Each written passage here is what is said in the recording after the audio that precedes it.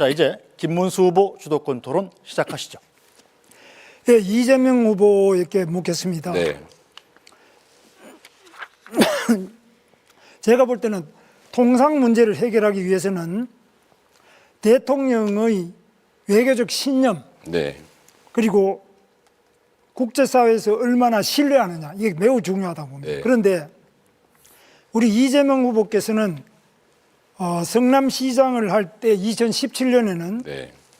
미군 철수를 각오하고라도 경제 파탄을 불러오는 사드 배치를 철회해야 된다 그러시고, 또 그 다음에 2023년 당대표 시절에는 싱하이밍 주한 중국 대사와 한미 외교 정책에 대해 이재명 대표가 그 자리에 싱하이밍 대사가 그 잘못된 판단이다, 나중에 반드시 후회할 것이다는 이런 협박성 발언을 했는데도 그 자리에서 반대를 못하고 반박을 못하고 그냥 물러섰어요.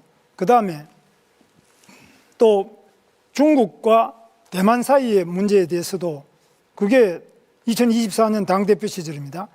우리랑 무슨 상관이냐, 중국에도 쎄쎄 하면 된다, 이런 식으로 이야기가, 이게 굉장히 말이 많은데, 사실 우리나라는 한미동맹이 매우 중요하지 않습니까? 네. 한미동맹이 기본축이 돼야 된다고 보는데, 이 부분에서 이재명 후보가 지금 하고 있는 발언, 그동안 해왔던 발언을 보면은 미국으로서는 상당히 끔찍할 정도입니다. 물론 권영국 후보께서는 오늘 이 자리에서도 계속 트럼프와 싸워야 된다 이렇게 하시는데, 뭐 싸워서 과연 무엇을 하자는 건지 모르지만은 이재명 후보님 생각은 사실 트럼프 대통령에 대해서 어떻게 생각하시는지, 과거 발언과 대비해서 걱정이 많은데 어떻게 네. 생각하십니까?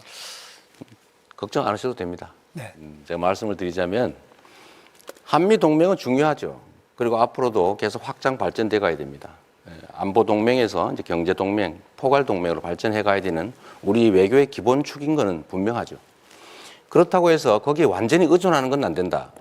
우리가 중국이나 러시아와 관계를 완전히 또 배제하거나 적대적으로 일부러 갈 필요는 없다. 제가 그 말씀을 드리는 것이고, 외교는 언제나 국익 중심으로 실용적으로 접근해야 된다.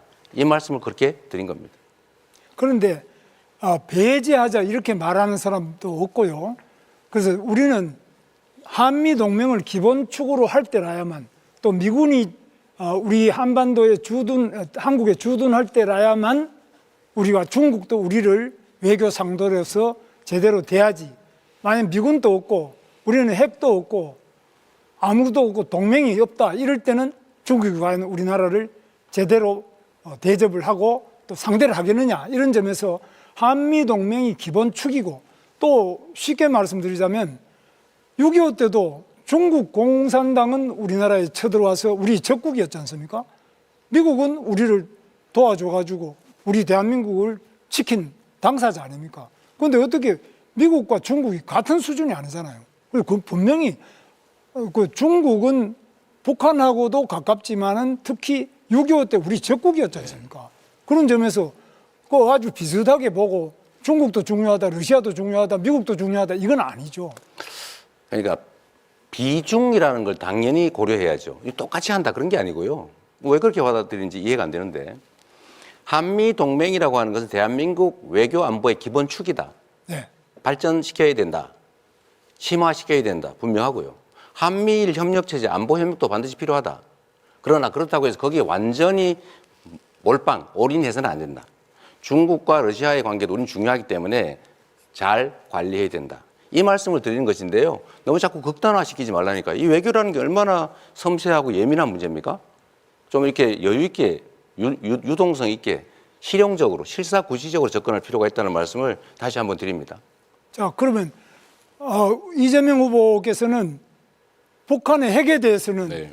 어떤 해법을 가지고 있습니까? 제가 가지고 있는 해법은, 북한의 핵에 대한 것은 미국과 협력해서 미국의 주한미군이 주둔해서 있고, 또 미국의 핵 잠수함이나 전략 전폭기 같은 것, 또 괌에 주둔하는 미군이나 주일 미군, 이런 부분들이 전부 연대해서 북한의 핵에 대응할 수 있는 2중, 3중의 방어막을 치고, 방어뿐만 아니라 필요할 때는 북한의 네. 그 핵심적인 지휘부를 완전히 괴멸시킬 수 있는 바로 보복 타격 이런 것들을 확실하게 우리가 확보할 때라야만 우리 안보가 유지되고 안보가 경제 아닙니까? 네. 안보가 없는데 통상이 어디 있고 경제가 어디 있습니까? 그런 면에서 어떻게 생각하십니까? 지금 이제 복잡하게 설명하신 거를 보통 우리는 핵 억지 확장이라고 그러죠. 네.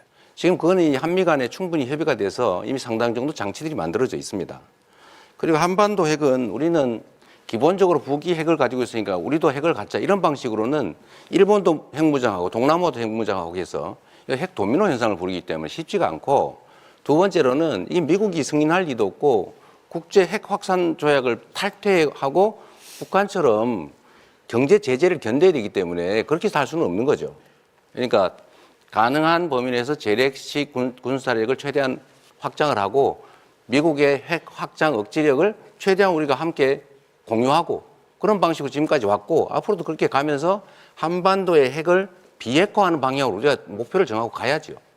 그래서 그런 점에서 뭐 비핵화는 지금 매우 어려운 상태입니다만 저는 이제 핵 균형으로 가져가야 된다 이렇게 보는데 지금 그렇게 하려면 한미 동맹이 기본 축이 돼서 이것을 강화해야 되는데 계속 반미 발언을 계속하고 그걸 두둔하고 또 지금 그런 진보당 같은 경우는 확실한 반미 아닙니까? 우리 여기 뭐 권영국 후보께서도 네, 자 김문수 후보 주도권 시간 6분 30초를 모두 사용하셨습니다. 자 규칙이 최소한 두 분께 질문을 하셔야 됩니다. 자 그럼 시간이 다 됐기 때문에 권영국 후보 주도권 토론 시작하시죠.